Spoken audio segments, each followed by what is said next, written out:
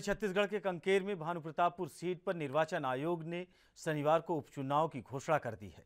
इस सीट के लिए 5 दिसंबर को वोटिंग होगी। वहीं चुनाव के लिए नामांकन प्रक्रिया 10 नवंबर से शुरू हो जाएगी। यह सीट कांग्रेस विधायक और विधानसभा उपाध्यक्ष रहे मनोज मंडावी के निधन से खाली हुई है। गुजरात चुनाव के साथ ही यहां की वोटिंग होनी है। वहीं परिणाम भी गुजरात हिमाचल के साथ ही आएंगे।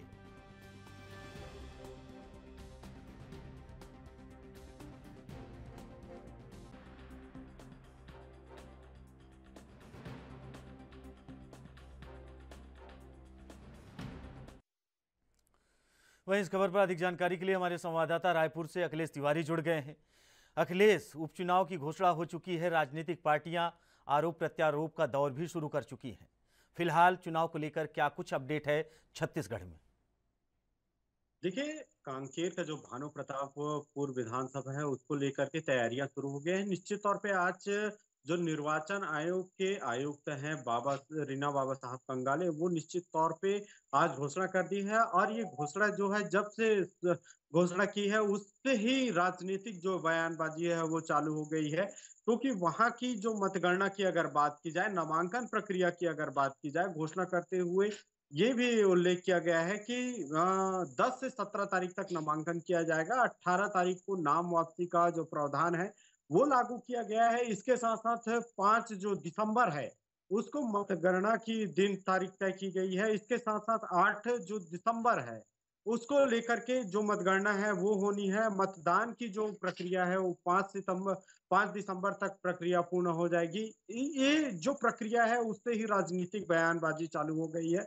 इसके साथ साथ वहां की मतगणना की अगर बात की जाए, मतदाताओं की बात की जाए, तो महिलाओं की संख्या सबसे ज्यादा है। लगभग 1,04,048 महिलाओं की जो मतदान करने की जो प्रक्रिया है वो रहेगी। इसके साथ साथ पुरुषों की अगर संख्या की बात की जाए तो लगभग 95,000 आंकी जा रही है। अब देखना ये होगा कि राजनीतिक जो बयानबाजी किस तरीके से आ रही है, और इसके साथ साथ जो राजनीतिक बयानबाजी के साथ साथ यहाँ की जो राजनीतिक करवट है, क्योंकि हाल ही में हिमाचल चुनाव की जो प्रक्रिया है वो भी जारी है, और कांग्रेस और भाजपा किस तरीके से आमने सामने होती है इसको देखने वाली बात रहेगी। जी। वहीं अखिलेश, ये जो चुनाव है, ये चुनाव आने वाले कल में यानी विधानसभा चुनाव जब छत्तीसगढ़ के होंगे, क्या इस पर असर डालेगा?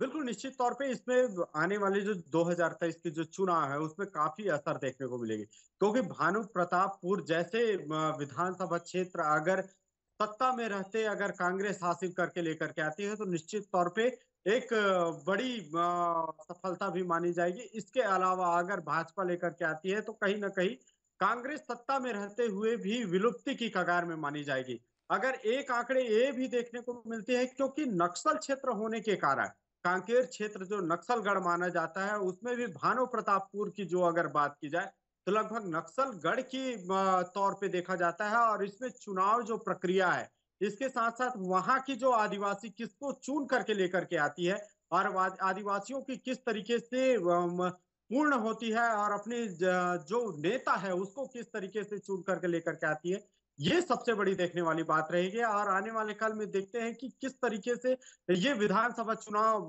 निपटता है, और इसके साथ साथ 2023 में जो चुनाव है उसको किस तरीके से कांग्रेस और भाजपा आमने सामने होती है, ये देखने वाली बात रहेगी। जी। वहीं भानु प्रतापपुर सीट जो है वो बीजेपी कांग्रेस दो पार्टियां हैं और दोनों पार्टियां नेशनल पार्टियां हैं। इन दोनों पार्टियों के बीच में जंग देखी जा रही है और जनता के बीच में रुझान किसका है अखिलेश?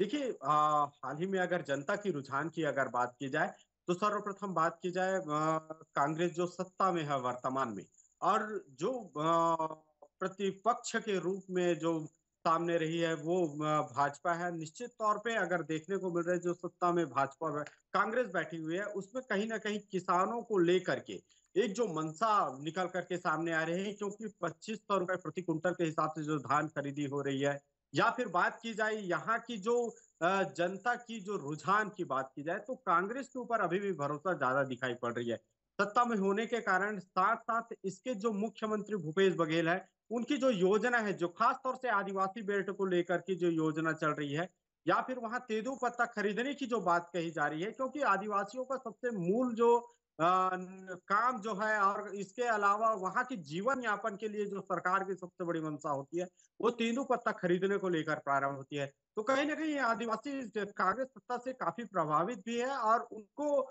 चाहने वाले लोगों की और ख़ास तौर से आदिवासी बेल्ट में ज़्यादा देखने को मिल रहे हैं। लेकिन भाजपा भी कड़े मुकाबले में तैयारी कर रही है क्योंकि पिछले अगर 15 साल की जो राज की बात की जाए, यहाँ सत्ता में बैठने की बात की जाए, तो कहीं न कहीं आज भी जो आदिवासी हैं, उनके दिल में और दिमाग में भाजपा की जो योजना है, वो भी आज भी गूंज रही है। तो निश्चित तौर पे कड़े की मुकाबले रहेंगे और आदिवासी अब किस बेल्ट पे उतर करके तैयारी करते हैं और योजना किस तरह मुख्यमंत्री भूपेश बघेल भानु प्रताप के आदिवासी लोगों को देते हैं, ये देखने वाली बात रहेगी। जी। अखिलेश, आपका बहुत बहुत धन्यवाद। आप हमारे साथ जुड़े और अधिक जानकारी के लिए आपका बहुत बहुत धन्यवाद एक बार फिर। वहीं आपको बता दें कि उपचुनाव है जिसको लेकर बीजेपी कांग्रेस लगातार छत्तीसगढ़ में अपनी अपनी ताल ठोक रहे हैं। वहीं हिमाचल और गुजरात चुनाव के साथ ही परिणाम साथ में आएंगे।